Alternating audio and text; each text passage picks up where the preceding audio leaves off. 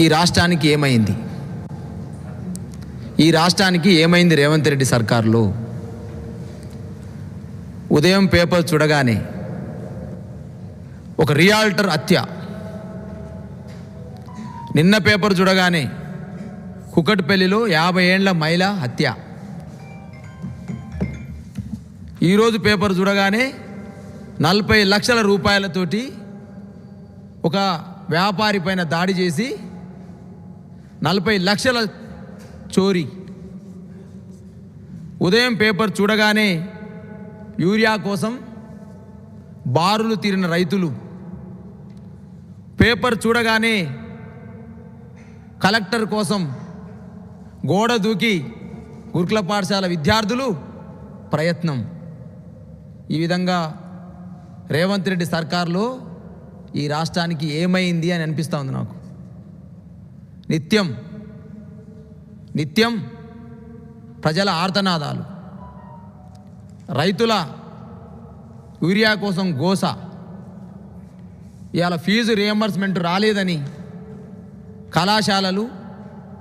కళాశాల యాజమాన్యాలు రేపు 15వ తారీఖు రోజు ఇంజనీర్స్ డే నుంచి సుమారు 13 లక్షల మంది చదువుకునే కళాశాలలు, ఇంజనీరింగ్, వృత్తి విద్యా కళాశాలలు, ఫార్మసీ కళాశాలలు, అదేవిధంగా ఆర్కిటెక్చర్ కళాశాలలు, బిఎడ్ కళాశాలలు, రాష్ట్రంలో ఉన్నటువంటి అన్ని కళాశాలలు సుమారు 1000 కళాశాలలు సైతం ఇవాళ ఇంజనీర్స్ డే రోజు నుంచి బంద్ చేస్తామని చెప్పేసి ఇలా బంద్ పిలుపునివ్వడం.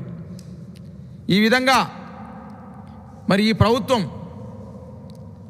విద్యాశాఖ మంత్రిగా ఉన్న ముఖ్యమంత్రి ఎక్కడికి పోయినని అడుగుతూ ఉన్నాం.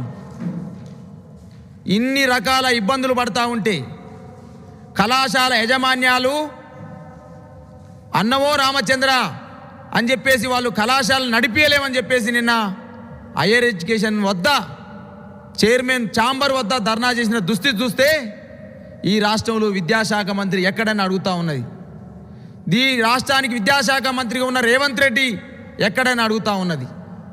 ఈ రాష్ట్రంలో పట్టపగలే ఒక రియాల్టర్ హత్య జరిగితే, పట్టపగలే ఒక 50 ఏండ్ల మహిళను దాడి చేసి చంపిపోతే, పట్టపగలే 40 లక్షల చోరీ జరిగితే హోమ్ మినిస్టర్గా ఉన్నటువంటి ఈ ముఖ్యమంత్రి ఎక్కడని సమాజం అడుగుతూ ఉంది. అందుకనే నేను ఈ రాష్ట్రానికి ఏమైందని అడుగుతా ఉన్నా. ఇవాళ ఇంటిగ్రేటెడ్ స్కూల్స్ అని పేరుతోటి మాట్లాడుతున్న ఈ రాష్ట్ర ప్రభుత్వం, ఈ రాష్ట్ర ముఖ్యమంత్రి మరి ఇవాళ గురుకుల పాఠశాల పరిస్థితి ఏంది? దాదాపు ఈ 22 నెలలలో 110 మంది పేద ఎస్సీ, ఎస్టీ, బీసీ, మైనార్టీ వర్గాల పిల్లలు చదువుకోని పరిస్థితులలో విషాహారం తిని, ఎలకల దాడి చేసి, పాము కాట్లకు గురై చనిపోతూ ఉంటే ఈ రాష్ట్రానికి ముఖ్యమంత్రిగా ఉన్న, విద్యాశాఖ మంత్రిగా ఉన్న రేవంత్ రెడ్డి ఎక్కడని చెప్పేసి తెలంగాణ అడుగుతూ ఉంది. అదేవిధంగా సుమారు ఎగ్జాంపుల్ నిన్నే చెప్తా నేను. ఒక విద్యార్థికి అబ్బాయి పేరు వి సైదులు, డెకరికల్ మండలం నోముల గ్రామం, నిన్న నా దగ్గరికి వచ్చారు. అన్నా నాకు ఒక వరంగల్లో ఎన్ఐటీలో సీట్ వచ్చింది. ఎన్ఐటీలో సీట్ అంటే ఆ విద్యార్థి ఎంత ప్రతిభావంతులో అర్థం చేసుకోరి. నేను ఒక మాజీ కార్పొరేషన్ చైర్మన్గా హైయర్ ఎడ్యుకేషన్ చైర్మన్కి, హైయర్ ఎడ్యుకేషన్ సెక్రటరీకి చెప్పాను, సార్ ఫీజు రియంబర్స్మెంట్ రాక పిల్లవాడు విద్యకు దూరం అయ్యే పరిస్థితి ఉన్నది, వాళ్ళ తల్లిదండ్రులు వచ్చి నాతో మొరబెట్టుకుంటా ఉన్నారు, దీన్ని పరిష్కరించండి అని చెప్పేసి నేను higher education chairman, higher education సెక్రటరీకి పంపితే వాళ్ళు లెటర్ ఇస్తే ఆ కళాశాల యాజమాన్యం దీన్ని చెత్తపుట్టలు వేసుకోమని చెప్పిన పరిస్థితి కనపడతా ఉంది. అంటే ఈ రాష్ట్రంలో విద్యా వ్యవస్థ తీరు ఇలా పేద విద్యార్థులకు విద్య దూరమయ్యే పరిస్థితి తీసుకొచ్చింది రేవంత్ రెడ్డి సర్కార్. ఒకవైపు కాలేజీలలో సీట్లు వచ్చిన వాళ్లకు ఫీజు రియంబర్స్మెంట్ రాలేదని కళాశాల యాజమాన్యాలు టీసీలు, సర్టిఫికెట్లు ఇవ్వని పరిస్థితి. ఇవాళ ఉద్యోగం వచ్చిన పిల్లలకు ఫీజు రియంబర్స్మెంట్ రాలేదని చెప్పేసి రేవంత్ రెడ్డి సర్కార్ మాకు ఇవ్వలేదని చెప్పేసి ఇలా ఉద్యోగాలకు దూరం అయ్యే పరిస్థితికి వచ్చింది. అదే క్రమంలో ఒకవైపు మీ పెద్ద ఎత్తున విద్యను ప్రోత్సహిస్తున్నామని చెప్పేసి మాట్లాడుతున్న ఈ రేవంత్ రెడ్డి సర్కార్ 50% మార్కులు వస్తే సబ్జెక్టులు పాస్ కావాలని చెప్పేసి, అదేవిధంగా 70% హాజరు కావాలని చెప్పేసి, ప్రధాన సబ్జెక్టులో 50% మార్కులు వస్తేనే ఫీజు రియంబర్స్మెంట్ అని చెప్పేసి అలా పెద్ద ఎత్తున ఫీజు రియంబర్స్మెంట్ కోతలు విధించే ప్రభుత్వం దాపురించింది. అదేవిధంగా ఇంకో మాట కూడా చెప్తా ఉన్నారు, కళాశాలలు పోయి ఫీజు రియంబర్స్మెంట్ కావాలని చెప్పేసి ఆర్థిక శాఖ మంత్రి ఉప ముఖ్యమంత్రి బట్టి విక్రమార్కని అడిగితే, ఈ ముఖ్యమంత్రి రేవంత్ రెడ్డిని అడిగితే సెటిల్మెంట్ చేస్తాం, విద్యను పెట్టుబడిగా చూస్తున్నామని చెప్పేసి ఏమో ఢిల్లీలో ప్రకటనలు ఇస్తారు. విద్యని మేము విద్య లెక్క చూడట్లేదు, విద్యలో ఖర్చు పెట్టిన ప్రతి పైసా పెట్టుబడిగా చూస్తున్నామన్న మాట్లాడుతున్న ముఖ్యమంత్రి గారు కళాశాల యాజమాన్యాలు ఫీజు రియంబర్స్మెంట్ ఇవ్వమంటే, కళాశాల యాజమాన్యాలు ఫీజు రియంబర్స్మెంట్ రాక విద్యార్థులు టీసీలు ఇవ్వలేని పరిస్థితి వస్తే, విద్యార్థులకు ఉద్యోగాలు వస్తే వాళ్ళ సంబంధించిన సర్టిఫికెట్లు ఇవ్వలేని పరిస్థితి వస్తే, ఆ కళాశాల యాజమాన్యాలు ఈ ప్రభుత్వం దగ్గరికి పోతే సెటిల్మెంట్ చేస్తామని చెప్పేసి మాట్లాడుతూ ఉన్నది. ఏ ప్రభుత్వమైన సెటిల్మెంట్ చేస్తుందా? ఇవాళ 1200 కోట్ల రూపాయలు నువ్వు ఇచ్చిన బిల్లులు ఆర్థిక శాఖలో క్లియర్ కాక ఇలా కళాశాల యాజమాన్యాలు ఇవాళ ఆత్మహత్యలు చేసుకునే పరిస్థితికి వచ్చింది. ఇవాళ అందుకనే కళాశాల యాజమాన్యాలు నిన్న వెళ్ళి హైయర్ ఎడ్యుకేషన్ చైర్మన్ని కలిసి మా పరిస్థితి బాగలేదు, ఒకవైపు విద్యార్థులు వచ్చేమో సర్టిఫికెట్లు ఇవ్వమంటా ఉన్నారు, ఒకవైపు విద్యార్థులు ఉద్యోగాలు పోయే వాళ్ళు సర్టిఫికెట్లు ఇవ్వమంటా ఉన్నారు, మమ్మల్ని ఏం చేయమంటామని చెప్పేసి హైయర్ ఎడ్యుకేషన్ దగ్గర మొరబెట్టుకునే పరిస్థితి. వాళ్ళు ఇలా ఒక పతి అనే సంఘాన్ని ఏర్పాటు చేసి ఇలా రేపు 15వ తారీఖు నుంచి కళాశాల యాజమాన్యాలు మొత్తం కూడా బంద్ చేసే పరిస్థితి. దీన్ని పరిష్కరించమని చెప్పేసి ఇలా పెద్ద ఎత్తున మేము ఇలా బీఆర్ఎస్ పార్టీ తరఫున డిమాండ్ చేస్తూ ఉన్నాం. ఇలా మాట్లాడుతాం, విద్యా వ్యవస్థ బాగుందట రేవంత్ రెడ్డి సర్కార్లో, ఇది ఫీజు రియంబర్స్మెంట్ విడుదల చేయాలని రంగారెడ్డి జిల్లా చేవేళ్లలో విద్యార్థులు ధర్నా చేసిన సందర్భాన్ని గుర్తు చేస్తూ ఉన్నా. పెండింగ్ స్కాలర్షిప్లు విడుదల చేయాలని హైదరాబాదులో విద్యార్థులు ధర్నా చేసిన సందర్భాన్ని గుర్తు చేస్తూ ఉన్నా. రియంబర్స్మెంట్పై సూర్యాపేట నల్లగొండ జిల్లాలో విద్యార్థి లోకం బగ్గుమన్న సందర్భాన్ని గుర్తు చేస్తూ ఉన్నా. ఇవాళ విద్యార్థుల కట్ట సన్నబియ్యం పెడుతున్నారని మాట్లాడుతూ ఉన్నారు.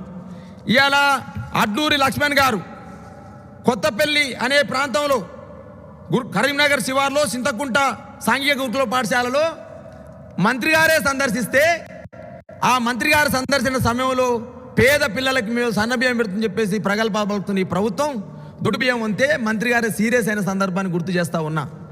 అదేవిధంగా మీరు విద్యా వ్యవస్థ మీద, మీరు విద్యా వ్యవస్థకు కల్పిస్తున్న సౌకర్యాలు ఇబ్బందులకు గురై నల్లగొండ జిల్లాలో 2022-23లో 87,769 మంది ప్రభుత్వ పాఠశాలలు చదువుకుంటే 2024-25కి వచ్చే వరకు 61,073కు తగ్గింది. అంటే సుమారు 26,696 మంది విద్యార్థులు ఒక నల్లగొండ జిల్లాలోనే తగ్గినారు. అంటే మీరు కల్పిస్తున్న అరాకొర సౌకర్యాలు, మీరు విద్యాశాఖ మంత్రి లేకపోవడం వల్ల నిర్వీర్యమవుతున్నటువంటి సందర్భాలు. ఇలా అన్ని రకాలుగా కేసీఆర్ గారు ఆ రోజు గురుకుల పాఠశాలలు పెట్టి పేద విద్యార్థులకు న్యాయం చేస్తే, అదే గురుకుల పాఠశాలలో ఇలా గొడ్డు కారం, మాడిపోయిన కిచెన్, మాడిపోయిన కిచిడి ఎక్కడిది? మహబూబ్నగర్ జిల్లా ట్రైబల్ వెల్ఫేర్ స్కూల్లో ఈ దుస్థితి కనపడతా ఉంది. అంటే మాడిపోయిన కిచిడి, గొడ్డు కారంతో యూనివర్సిటీలనే ఇలా మహాత్మా గాంధీ యూనివర్సిటీలో పెట్టిన సందర్భాన్ని గుర్తు చేస్తూ ఉన్నా. ఇక వంట మనుషులు లేక ఉపాధ్యాయులే వంట మనుషులైన సందర్భం ఎక్కడ? ఇది హన్మకొండ జిల్లా ఐనవోలు ప్రాంతంలో, ఐనవోలుకు సంబంధించిన పాఠశాలలో ఇవాళ ఉపాధ్యాయులే వంట మనుషులై వంటలు వంతున్న సందర్భం కనపడతా ఉంది. బస్సు కోసం రోడ్డు ఎక్కినటువంటి విద్యార్థులు ఎక్కడ? ఇది కామారెడ్డి జిల్లా ఎల్లారెడ్డిలో బస్సు కోసం రోడ్డు ఎక్కినటువంటి విద్యార్థులు. అదేవిధంగా ఏదైతే పిఎస్సి చైర్మన్ ఎవరైతే ఉన్నారో, ఏది మాజీ ఎస్ఎంసి చైర్మన్ అంటే పాఠశాల కమిటీ చైర్మన్ బిల్లులు రాలేవని చెప్పేసి మధ్యాహ్న భోజనం ఉండే సంబంధించి ఎక్కడ? ఇది దండేపల్లి మంచిర్యాల జిల్లాలోని దండేపల్లిలో ధర్నా చేసినటువంటి వైన్యాన్ని గుర్తు చేస్తూ ఉన్నా. ఇవాళ ఫీజు రియంబర్స్మెంట్ రాక, హాస్టల్లో సరైన ఆహారం పెట్టక, విషాహారంతో, ఎలకల దాడితోటి, పాము కాట్లతోటి ఇవాళ విద్యా వ్యవస్థ నిర్వీర్యం అవుతూ ఉంటే, విద్యాశాఖ మంత్రి మాత్రం వివాహ యాత్రలు చేస్తూ ఉన్నారు ఎడ్యుకేషన్ బాగుందని చెప్పేసి. విద్యాశాఖ మంత్రి 22 నెలలు, ఈ రాష్ట్రంలో విద్యాశాఖ మంత్రి లేక 22 నెలలు కావస్తూ ఉంది. ఈ రాష్ట్రంలో హోమ్ మినిస్టర్ లేక 22 నెలలు కావస్తూ ఉంది. ఇవాళ మేము అడుగుతా ఉన్నాం పత్రికాముఖంగా, ఇవాళ కళాశాల యజమాన్యాలతో ఎందుకు చర్చించవు నువ్వు? ఇవాళ నువ్వేం చెప్పిన ఎలక్షన్ సమయంలో మేము అధికారంలో రాగానే ఫీజు రియంబర్స్మెంట్ బకాయిలన్నీ చెల్లిస్తామని చెప్పేసి మాట్లాడినాడు. వెంటనే ప్రతి సంవత్సరానికి సంబంధించినటువంటి ఫీజు రియంబర్స్మెంట్ విడుదల చేస్తామని చెప్పినారు. మరి ఎందుకు ఇవాళ ముఖ్యమంత్రి ఎడిపోయింది అని అడుగుతా ఉన్నాం. విద్యాశాఖ మంత్రిగా పనిచేసే రేవంత్ రెడ్డి ఎడిపోయిన అడుగుతా ఉన్నాం.